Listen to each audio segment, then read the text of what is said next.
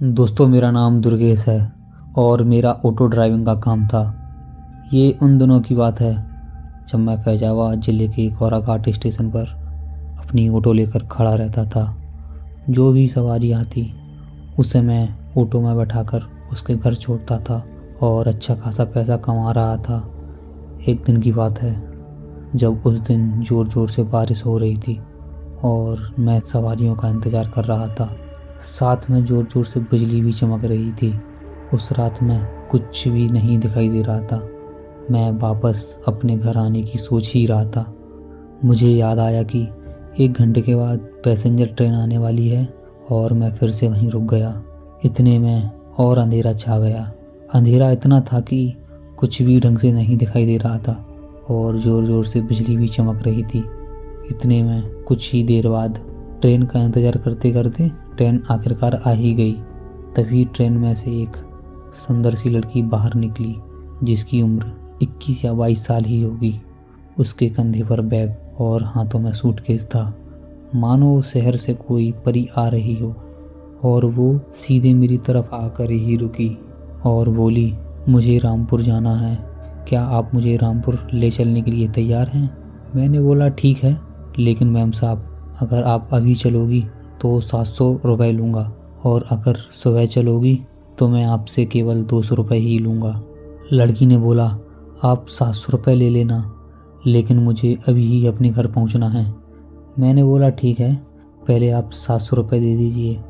लड़की ने जवाब दिया, अभी तो मेरे पास सिर्फ 300 ही हैं, इसलिए इतने ही ले लो और मेरे घर पहुँचने के बाद आपको 400 रुपये दे दूँगी। मैंने बोला ठीक है। फिर मैंने उस लड़की का सारा सामान ऑटो की डिग्गी में रख दिया और फिर मैं उस लड़की को लेकर उसके घर पर छोड़ने के लिए रवाना हो गया। रास्ते में मैंने उस लड़की से पूछा, मैम साहब आप कहाँ से आ रही हैं? उस लड़की ने जवाब दिया, मैं दिल्ली से आ रही हूँ। उसके बात करने का तरीका कुछ सही नहीं लग रहा था। फिर मैंने एक और आखिरी सवाल पूछा कि मैम साहब आप कितने दिनों के बाद अपने घर लौट रही हैं? फिर भी उसने बिल्कुल अजीब तरीके से जवाब दिया, मैं हर 11 अगस्त को अपने घर आती हूँ। मुझे उस वक्त थोड़ा सा डर लगने लगा। थोड़ी देर बाद जब उस लड़की का घर आ गया और मैंने उस लड़की से सामान उतारते हुए बोला कि मैम साहब आप अंदर जाइए और पैसे ले आइए, वो लड़की अंदर चली गई। उसके बाद मैं इंतज़ार करता रहा, लेकिन धीरे धीरे आधा 1 घंटा बीत चुका था। वो अंदर से बाहर नहीं निकली तो मैंने सोचा कि चलो मैं ही अंदर जाकर पैसे मांग लेता हूँ। रात के करीब 3 बज चुके थे। जब मैंने घर का दरवाज़ा खटखटाया तो अंदर से एक माताजी अपनी आंखों को मलते हुए दरवाज़ा खोला और बोली कि आप कौन हो, इतनी रात को क्यों आए हो और क्यों ज़ोर ज़ोर से आवाज़ मार रहे हो?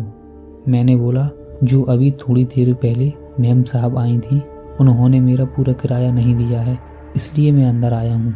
माताजी ने जवाब दिया कि यहाँ पर तो केवल मैं और मेरे पति रहते हैं, यहाँ पर तो कोई मैम साहब नहीं रहती।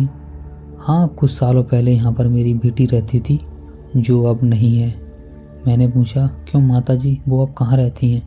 धीरे धीरे बात करते करते कुछ समय के बाद अचानक मेरी नज़र दीवार पर पड़ी।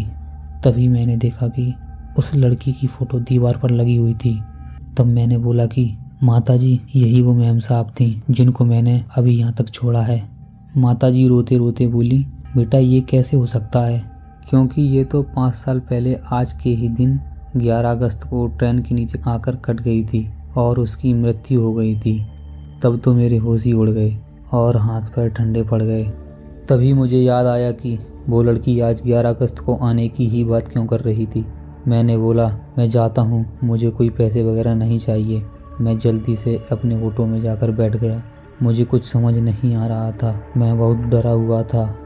मैं अपने ऑटो में बैठकर ऑटो को ज़ोर ज़ोर से भगाने लगा। तभी मेरी नज़र पीछे वाली सीट पर पड़ी तो मैंने देखा कि वो लड़की दोबारा से मेरे ऑटो में बैठी है। मेरी हिम्मत नहीं पड़ी कि मैं दोबारा फिर से पीछे देखूं, और फिर भी मैंने हिम्मत की और देखा तो पीछे कोई भी नहीं था, पर सीट पे 400 रुपये पड़े थे। मैं बिल्कुल हक्का बक्का रह गया। मैं उस समय काफ़ी डरा हुआ था और ये सोच रहा था कि उस लड़की ने मुझे कुछ किया क्यों नहीं। शुक्र है ऊपर वाले का कि मैं बच गया।